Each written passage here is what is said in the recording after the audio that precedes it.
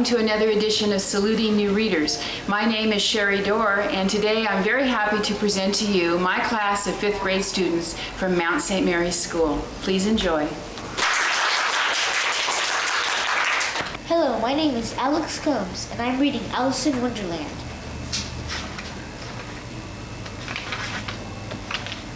Alice was beginning to get very tired of sitting by her sister on the bank and having nothing to do. Once or twice she had peeped into her book her sister was reading, but it had no pictures or conversations in it. And what is the use of a book, thought Alice, without pictures or conversations?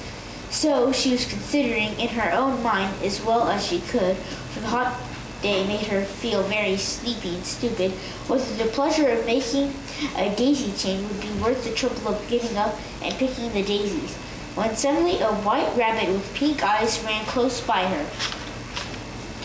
There was nothing so very remarkable in that, nor did Alice think it was so very much out of the way to hear the rabbit say to itself, oh dear, I shall be late." When she thought it over afterwards, it occurred to her that she ought to have wondered at this, but at the time it seemed quite natural. But when the rabbit actually took a watch out of its waistcoat pocket and looked at it, it then hurried on. Alice started to her feet, for it flashed across her mind that she had never seen before a rabbit with either a waistcoat pocket or a watch to take it out of.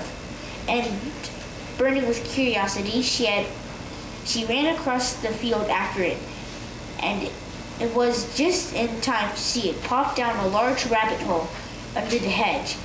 In another moment, down went Alice after it, never once considering how in the world she was to get out again.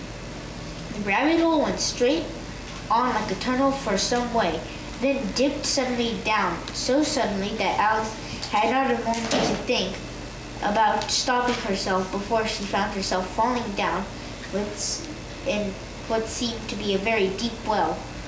Either the well was very deep, or she fell very slowly, for she had plenty of time as she went down to look about her and to wonder what was going to happen next.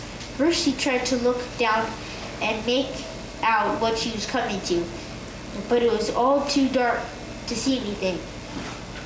Then she looked at the sides of the well and noticed that they were filled with cupboards and bookshelves. There were here and there she saw maps and pictures hung upon pegs. She took a jar from one of the shelves and passed it was labeled Orange Marmalade, but to her great disappointment it was empty. She did not like to drop the jar for fear of killing somebody underneath, so managed to put it on into one of the cupboards as she left past it. Well, thought Alice to herself, after such a fall as this, I shall think nothing of tumbling downstairs. How brave they'll all think me at home. Why, I wouldn't say anything about it, even if I fell off the top of the house, which was very likely true.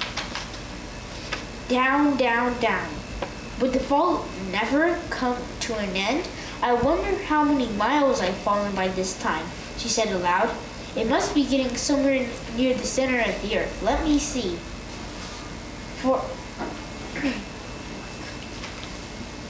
That would be 4,000 miles down, I think. For you see, Alice had learned several things of this sort in lessons in the schoolroom, and though this was not a very good opportunity for showing off her knowledge, as there is no one to listen to her, still a good practice to say it over. Yes, that's about the right distance, but then I wonder what latitude or longitude I've got to. Alice had not the slightest idea of what latitude was, or longitude either, but she had thought that they were nice grand words to say. Thank you for listening to me read. If you would like to hear the rest of this story, please check it out to your local library.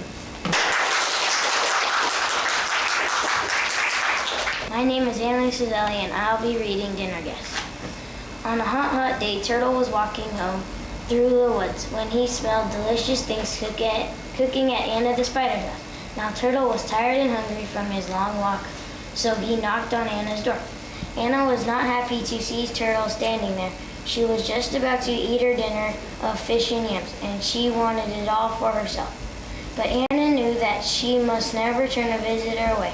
So she said, "Greetings, Mr. Turtle. Won't you come in and share my dinner?" "How kind you are," Turtle said. Turtle sat down at the place Anna had set for him and reached out for a piece of fish. Just as he was about to pop it into his mouth, Anna spoke up. "Why, Mr. Turtle, don't you know it is bad manners to come to the table with dusty paws? Please go to the stream and wash them." Turtle, tired and hungry, waddled down the hot hill to the stream. He washed his paws, he washed his face, he even washed behind his ears. Then he waddled back.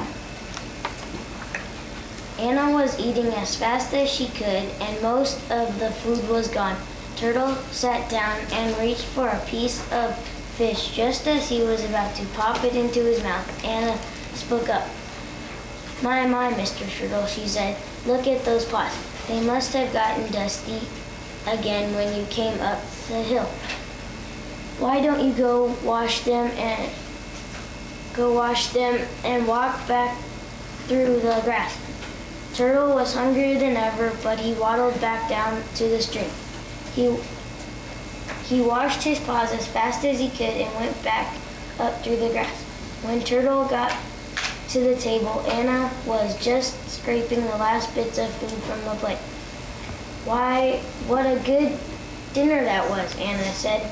"It is a shame you missed it." "Yes, it is," said Turtle, "but thank you for asking me. You must come to my house for dinner sometime." All the way home, Turtle thought, Anna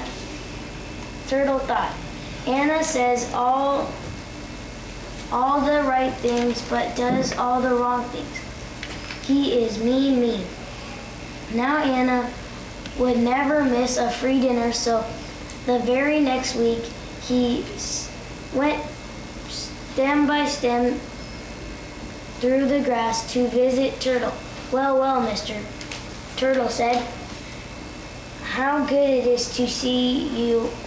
I will go back and make our dinner." Turtle dove into the river with a splash.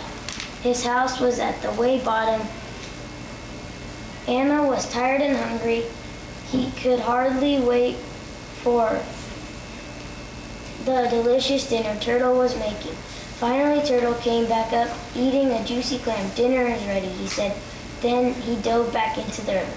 Thank you for listening to me read. If you would like to find more about this book, please check it out at your local library.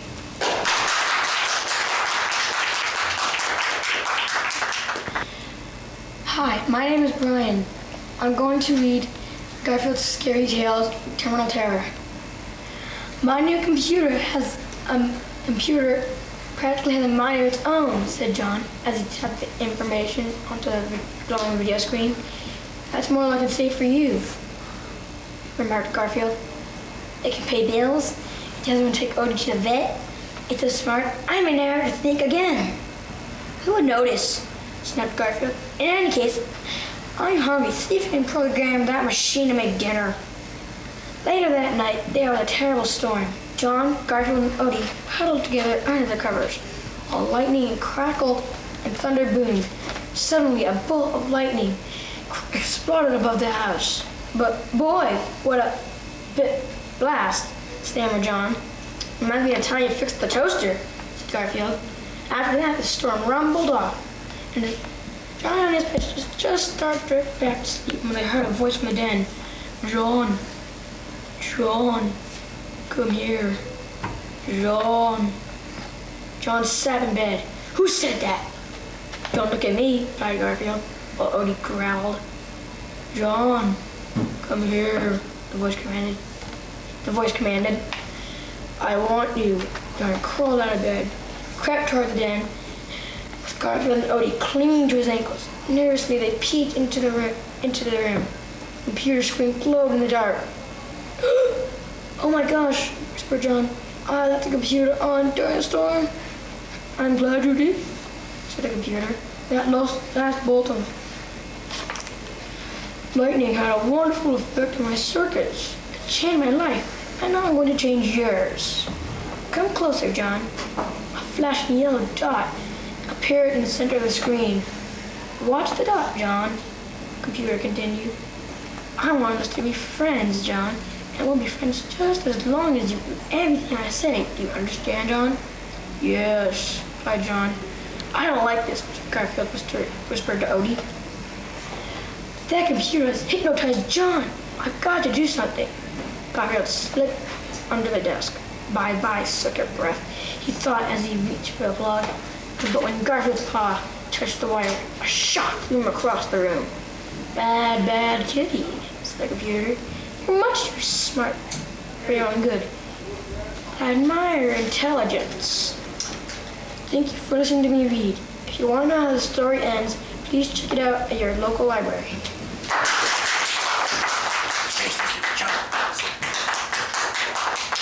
Hi, my name is David Doerr, and I'm going to read Crash.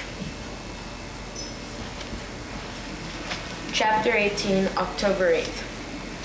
We creamed Hillside East, 45-13. I scored 6 touchdowns. The first one was the best. It was the very first play of the game. Brill, the quarterback, called, I, 22.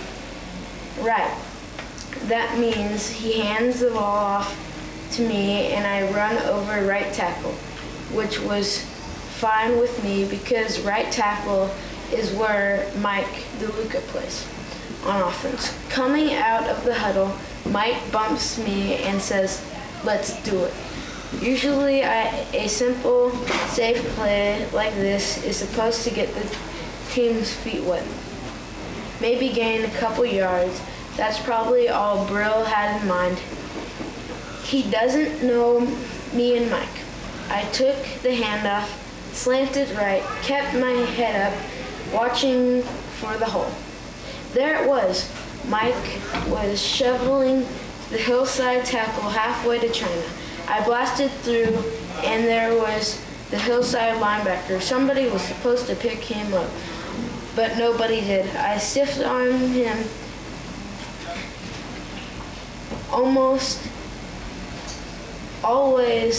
It always works early in the game. Players don't expect it. Most running backs never use it. I hit him smack in the face mask with the heel of my hand. His eyes went goo-goo. His head snapped back. I was clear for a second. Somebody was holding on my free hand. The one without the ball. I started swinging around, spinning with my arm out, trying to shake the kid. He was whirling around like a carnival ride. On the third spin, he went flying off into 2 of his teammates. Now there was nothing between me and the goal line but the safety. I love safeties. They're usually small and fast and shifty. They expect you to try and outrun or outjuke them.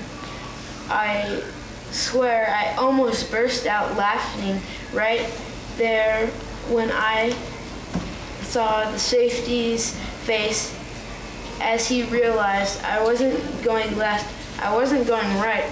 I was coming straight at him like there was a bullseye on his nose. I plowed him under and streaked to the last 40 yards to paper. My own teammates almost killed me in the end zone, mobbing me,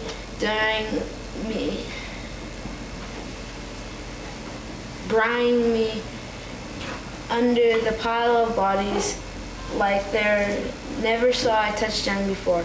They carried me off the field on their shoulders. The ride was bumpy, but the view was great. Thank you for listening to me read. If you want to know how the story ends, check it out at your local library.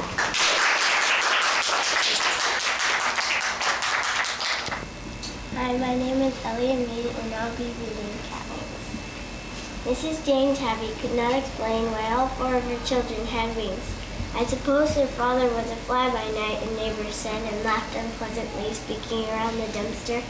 Maybe they have wings because I dreamed before they were born that I could fly away from this neighborhood, said Mrs. Jane Tabby. Thelma, your face is dirty. Wash it. Roger, stop hitting things. Harriet, when you purr, you should close your eyes part way and knead me with your front paws. Yes, that's the way. How was the milk this morning, children? It's very good, Mother, thank you, they answered happily. They were beautiful children. But Mrs. Tabby worried about them secretly. It really was a terrible neighborhood and getting worse. Car wheels and truck wheels rolling past all day, rubbish and litter, hungry dogs, endless shoes and boots, walking, running, stamping, kicking. Now here, safe and quiet, and less to eat. Most of the sparrows had moved away. The rats were fierce and dangerous. So the children's wings were at least of Mrs. Tabby's words. She washed those silky wings every day, along with chins and paws, and wondered about them now and then. But she worked too hard finding food and bringing up the family to think much about things she didn't understand. But when a huge dog chased little Harriet and cornered her behind the garbage can, lunging at her with open, wide-toothed jaws, and Harriet, with one desperate meow, flew straight up into the air and over the dog's staring head and lighted on a rooftop. Then Mrs. Tabby understood. The dog went off growling, its tail between its legs. Come down now, Harriet, her mother called. The children, come here, please, all of you. They all came back to the dumpster. Harriet was still trembling. The others all purred with her till she was calm. And then Mrs. Jane Tabby said, Children, I dreamed a dream before you were born, and I see how now what it meant. This is not a good place to grow up in, and you have wings to fly from it. I want you to do that. I know you've been practicing. I saw James fly across the alley last night, and yes, I saw you doing those dives to Roger. I think you are ready. I want you to have a good dinner and fly away, far away. Thank you for listening to me read. If you want to hear the end, check it out at your library.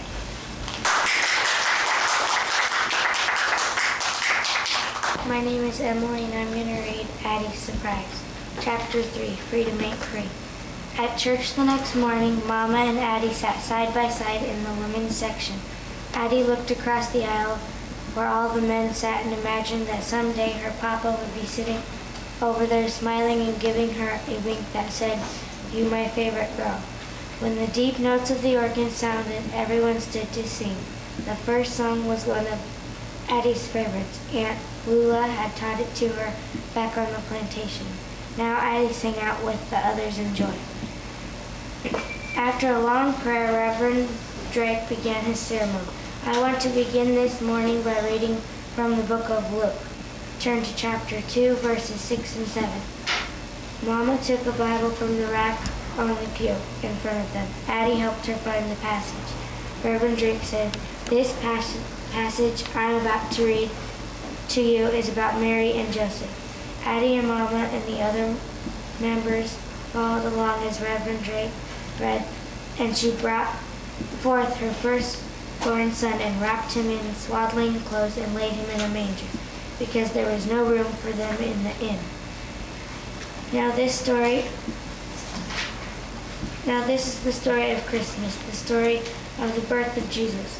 The time had come for Mary to give birth to Jesus. Let me tell you people, time is a curious thing. It can't be stopped like a clock. Reverend Drake said, "You right, Reverend," one church member called out. Time keeps right on moving, and I'm here to tell you the time for freedom has come for thousands of our people. These freed men are waiting right now in Washington, D.C. and other cities, and they need our help. Stay with me now, Reverend Drake preached. Think with me, because I'm here to tell you this morning, freedom ain't free. A church member shouted back, "You preaching the truth." Addie scooted over closer to Mama and laid her head on Mama's shoulder. Mama put her arm around Addie and rocked gently on the pew. Addie liked coming to church. Anyone who wanted to could take part in the service. If you felt like answering the Reverend, you could.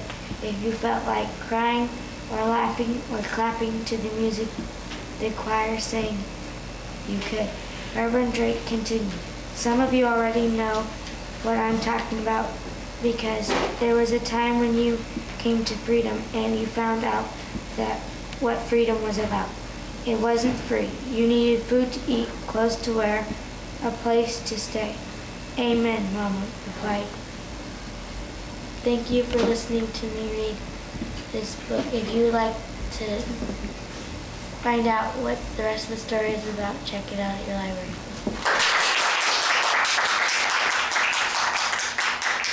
Hi, my name is Evan Smith, and I'm going to be reading Harry Potter and the Sorcerer's Stone, Chapter 3, The Letters from No One. The escape of the Brazilian boa constrictor earned Harry his longest ever punishment. By the time he was allowed out of his cupboard again, the summer holidays had started, and Dudley had already broken his new video camera, crashed his remote control airplane, and first time honored his racing bike, knocked down old Miss Big as she crossed Private Drive on her crutches. Harry was glad that school was over, but there was no escaping Dudley's gang, who visited the house every single day. Piers, Dennis, Malcolm, and Gordon were all big and stupid, but as Dudley was the biggest and stupidest of the lot, he was the leader. The rest of them were all quite happy to join in Dudley's favorite sport, Harry hunting. This was why Harry spent as much time as possible out of the house, wandering around and thinking about the end of the holidays, where he could see a tiny ray of hope. When September came, he would be going off to secondary school, and for the first time in his life, he wouldn't be with Dudley. Dudley had been accepted at Uncle Vernon's old private school, Smeltings. Piers Polkins was going there too. Harry, on the other hand, was going to Stonewall High, the local public school.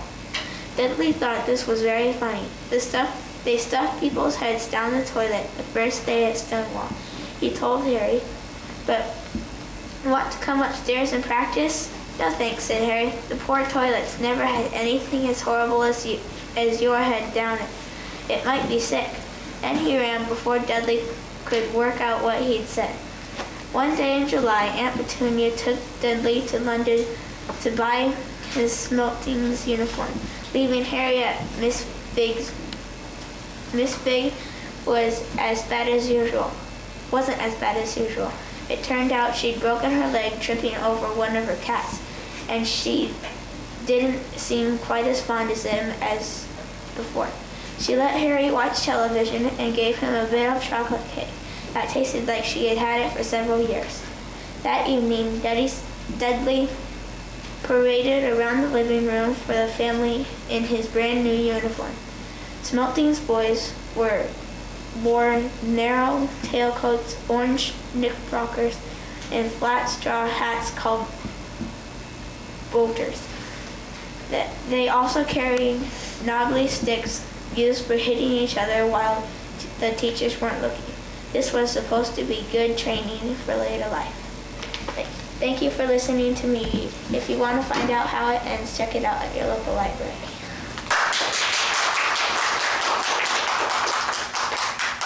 Hi, my name is Joe Jacobs. I will be reading The Cat in the Hat Comes Back. This was no time for fun, I said. Cat, you get out. There is work to be done. I have no time for tricks. I must go back and dig. I can't have you in here eating cake like a pig. You get out of this house. We don't want you about. Then I shut off the water, and let it run out. The water ran out, and then I saw the ring, a ring in the tub. And oh boy, what a thing.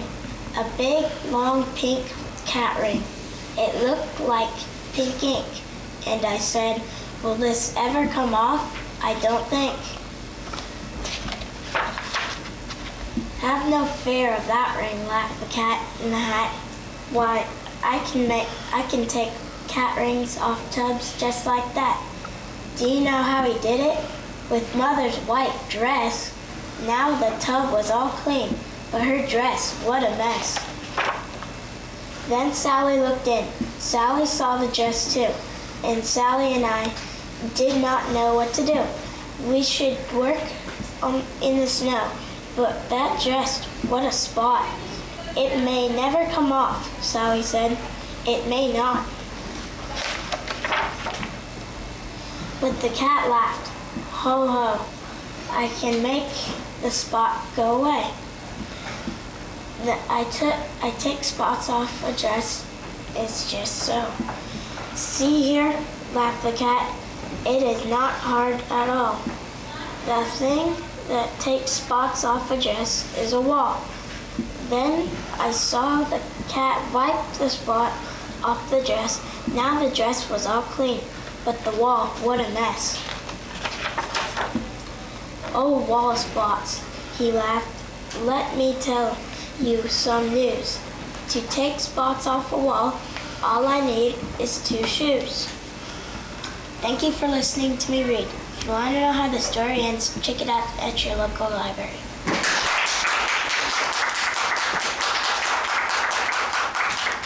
Hi, my name is Josh Smith, and I will be reading British Terry Bentley. Chapter 11. No. Something whirled around inside Jess's head. He opened his mouth, but it was dry and no words came out. He jerked his head from one face to the next for someone to help him. Finally, his father spoke, his big rough hand stroking his wife's hair and his eyes downcast, watching the motion. They found the Burke girl this morning down the creek. No, he said, finding his voice. Leslie wouldn't drown. She could swim really good. That old ropey kid's been swinging on Brooke. His father went quietly and restfully on. They think she must have hit her head on something when she fell. No, he shook his head. No. His father looked up. I'm really sorry, boy. No. Jess was yelling now. I don't believe you. You're lying to me. He looked around again wildly for someone to agree, but they all had their heads down except May Belly, whose eyes were wide with terror. But Leslie, what if you died? No, he said straight to May Belly. It's a lie. Leslie ain't dead. He turned around and ran out the door, letting the scream bang sharply against the house. He ran down the gravel to the main road and then started running west, away from Washington and Millsburg and the old Perkins place. An approaching car beeped and swerved and beeped again, but he hardly noticed. Leslie dead, girlfriend, rope, broke, fell, you. The words exploded in his head like corn against the sides of the popper. God dead, you, Leslie dead, you. He ran until he stumbled, but he kept on afraid to stop, knowing somehow that running was the only thing that could keep Leslie from being dead. It was up to him. He had to keep going. Behind him came the barbity of the pickup. He couldn't turn around. He tried to run faster, but his father passed him and stopped the pickup just ahead and jumped out, ran back. He picked up Jess in his arms as though he were a baby. For the first few seconds, Jess kicked and struggled against the strong arms. Then Jess gave himself over to the numbness that was buzzing to be let out from the corner of his brain. Thank you for listening to me read. If you want to know how the story ends, check it out at your local library. Hello, my name is Kelsey Anderson, and I'm going to be reading Ladies First. Did you hear the one about the little girl who was a tender, sweet young thing? That's the way she thought of herself. And this tender, sweet young thing spent a great deal of time looking in the mirror and saying, I am a real little lady. Anybody could tell that. I wear lovely starched cotton dresses and matching ribbons and my lovely curly locks. I wear clean white socks and shiny black patent leather shoes, and I always just put a dab of perfume behind each ear. When she was at the end of the lunch line at school, all she had to say was, ladies first, and she got right up to the front of the line. Well, her life went on like that for quite a while, and she wound up having a pretty good time.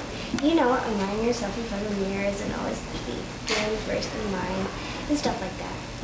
And then one day she went exploring with a whole group of people through the wilds of the deep and beastly jungles. As she went along through the tangled trails and the prickly vines, she would say things like, I have got to be careful of my lovely starched cotton, my lovely dress, and my nice white socks, and my shiny shoes, and my curly locks. So would somebody please clear the way for me? And they did. Or sometimes she'd say, what do you mean there's not enough mangoes to go around? And I'll have to share my mango because I was the last one to cross that icky river full of crocodiles and snakes. No matter how last I am, it's still ladies first, so hand her over a whole mango, please. And they did.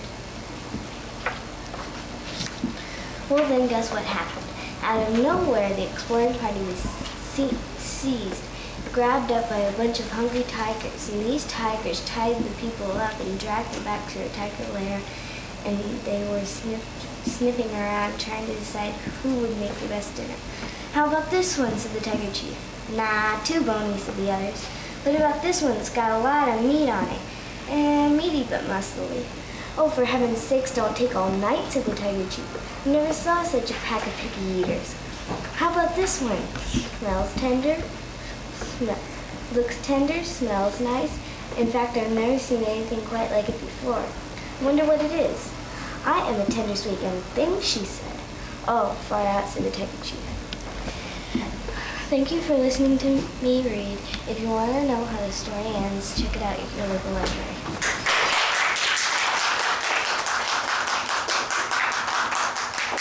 Read a good book and have a Merry Christmas. What school do you go to? Mount St. Mary's. And what grade are you in? 5th. And what do you love? Reading.